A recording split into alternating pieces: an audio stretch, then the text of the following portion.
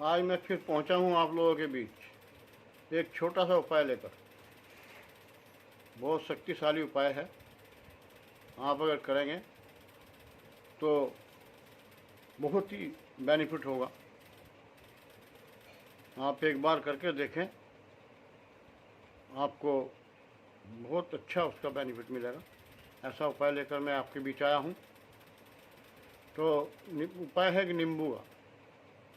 एक नींबू आपने लेना है, उसी का एक उपाय है। चलते हैं आगे की ओर। सर्वप्रथम मैं स्वागत करता हूं अपने YouTube प्रेमियों का, अपने YouTube चैनल भक्ति की शक्ति पर। जो मेरी वीडियो देख रहे हैं, कमेंट कर रहे हैं, लाइक कर रहे हैं, उनका धन्यवाद करता हूं। और सर्वप्रथम अपने गुरुदेव को प्रणाम करता हूं।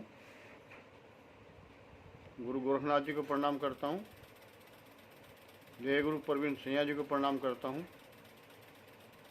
अपने कुलदेवी माता शाकुंभरी देवी को प्रणाम करते हुए, नमन करते हुए, अपने पितृदेवों को नमन करते हुए अपनी वीडियो को आगे बढ़ा रहा हूं।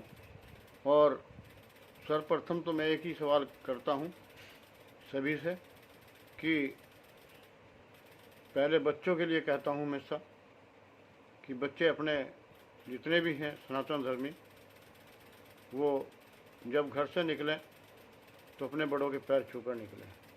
सर्वप्रथम अपनी माता पिता के पैर छूकर निकलें, फिर अपने घर में जो भी बड़े हैं उनके पैर छूकर निकलें। कोई स्कूल जा रहा है तब, नौकरी पे जा रहा है तब भी, और कोई इंटरव्यू के लिए जा रहा है या किसी भी कार्य जा रहा है, वो अपने बड़ों के पैर छूकर तब निकलें। तब देखना अपने जीवन में कितनी तरक्की आपको मिलेगी। यही मैं अपनी बेटियों के लिए कहना चाह रहा हूँ कि सुबह वो सब जब सोकर उठें, सबसे पहले अपने सास ससुर के पैर छुएं जो ससुराल में रह रही हैं, और उसके बाद अपने बड़ों के सभी के पैर छुएं जो भी सोकर उठ गया हो। उससे उसका ससुराल में भी सम्मान बढ़ेगा और उसके माँ बापों का भी नाम बढ़ेगा। कहेंगे कि बहुत अच्छा ज्ञान दिया है, बहुत अच्छी शिक्षा दी है इसकी माँ ने। तो अपने माँ और पिताजी का नाम बढ़ाना है और अपने ससुराल वालों से भी सम्मान पाना है। तो ऐसा आप करें। उसके बाद मैं अपने जितने भी परिवार में बड़े हैं उन सभी से कहना चाहता हूँ, छोटे भी कर सकते हैं, अपने पितृदेवों का नाम लें। पहले उनका ध्यान लगाएं, उसके बाद अपने कुलदेवी का ध्यान लगाएं, और कई बार हो सके तो उनके लिए भोग प्रसाद भी निकाल दें। पितृदेवों का अमावस्या के दिन दक्षिण दिशा को मुँह कर और भोग प्रसाद दें। भोग प्रसाद में जितना भी दे सकते हैं उतना कम है, मगर ज़्यादा भी कुछ भी नहीं कर सकते तो आप 2 रोटी निकाल दें सुबह, थोड़ा गुड़ रख दें उसके ऊपर और गाय को खिला दें। तो जबकि हमारे धर्म में गाय की रोटी, कुत्ते की रोटी और कौवे की रोटी ये निकालते हैं। तो आप गाय की रोटी निकाल रहे हैं तो उसी को आप पितृदेव को की खाना निकाल कर, रोटी निकाल कर गाय को खिला दें, आपका डबल कार्य हो रहा है। इससे आपका एक सनातन धर्म भी मजबूत होगा। सनातन धर्म जो गुरुकुल की पद्धति है उसको आप अपना रहे हैं। जो पहले गुरुकुल में सिखाया जाता था, गुरुकुल होते थे पहले, अब तो स्कूल होते हैं, कॉलेज होते हैं, पहले गुरुकुल होते थे, गुरुकुल में सिखाया जाता था एक चीज़ सब। तो अब ये नहीं सिखाया जाता, चूँकि इंग्लिश स्कूलों में पढ़ रहे हैं, इंग्लिश मीडियम में पढ़ रहे हैं, हाय हेलो सिखा रहे हैं।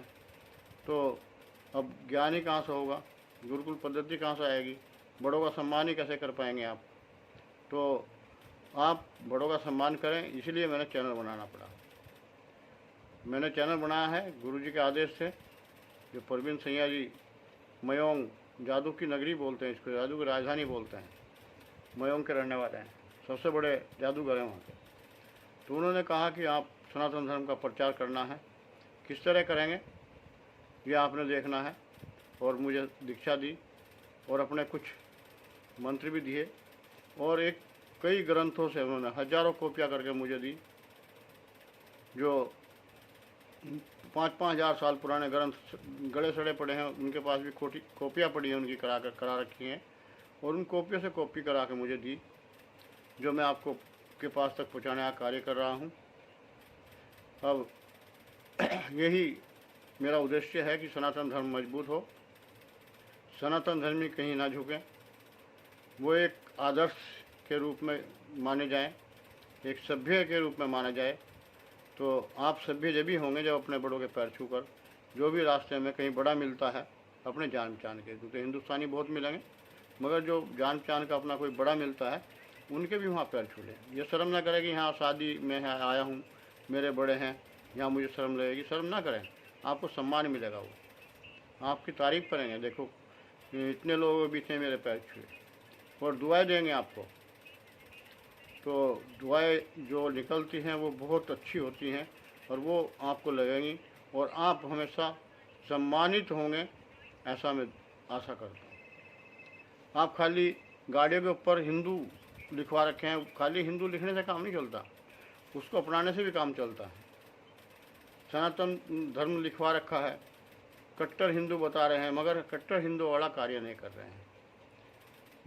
मैं मानता हूँ 99% बच्चे ऐसे होंगे, नमस्ते करी निकल गए, आगे फिर नमस्ते कर ली, मगर उनको पैर छुएं, दुआएं लें और तब निकलें। तो असली जो सनातन धर्मी है, असली जो हिंदू है, ये कार्य पहले करें जो मैंने बताए हैं। अब चलते हैं, आपको एक छोटा सा उपाय बता देते हैं। उपाय वैसे तो खतरनाक है, मंत्र खतरनाक है, मंत्र सिद्ध करने पड़ते हैं। मैं मंत्र ही बता देता हूँ, मगर मंत्र सिद्ध करा ही कार्य करते हैं ज़्यादा, और जो हमने सिद्ध कर रखे वो आपको दे देते हैं छोटे मोटे कभी कभी।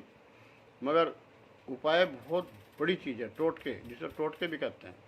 टोटके बड़े खतरनाक होते हैं। तो मैं आपको एक उपाय बता रहा हूँ, जैसे टोटका भी कह दो। एक नींबू आपने लेना है,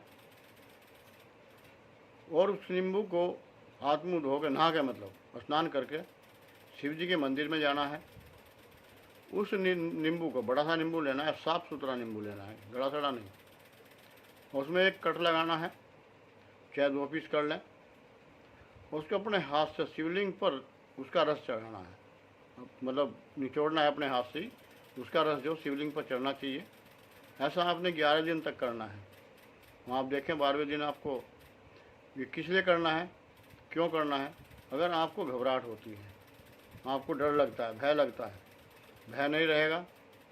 आपका शत्रु अगर परेशान कर रहा है तो वो शत्रु ही नहीं रहेगा।